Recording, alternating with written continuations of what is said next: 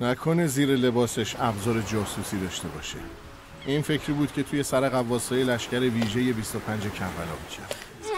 کلاً آدم دیرجوشی به نظر می‌اومد، اما این رفتارش دیگه خیلی عجیبه. بازم طبق معمول موقع لباس عوض کردن از همه فاصله گرفت و رفت یه جایی که دیده نشه. رزمنده‌ها خیلی جدی نگران بودن، حتی تصمیم گرفته بودن که ازش بازجویی کنن. اما دقیقاً همون شب یه اتفاق باعث عوض شدن همه تصورات شد. صدای گریه خیلی شدید وسط مراسم دعای توسل. نگاه‌ها همه به سمت صدا چرخید.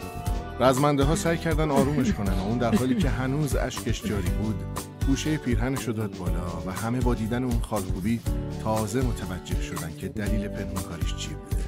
بعد نشون دادن خالکوبی گریه‌اش شدت بیشتری گرفت و با صدای لرزون این جملات رو به زبون. من خیلی گناهکارم. اگه شهید بشم و مردم این خالکوبی رو ببینن باعث میشه پاکی شهدا زیر سوال بره.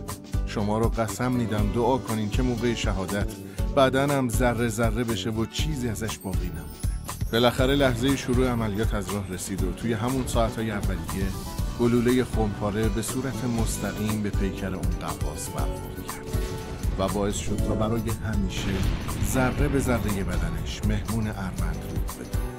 اگه همچنان منتظرین که اسم این شهید رو بدونین، باید بهتون بگم که همرزماش طبق خواسته خودش موقع تعریف این خاطره اسمی ازش نمیدارن و هنوزم که هنوزه این اسم بین غواصای لشکر ویژه 25 کربلا یه رازه.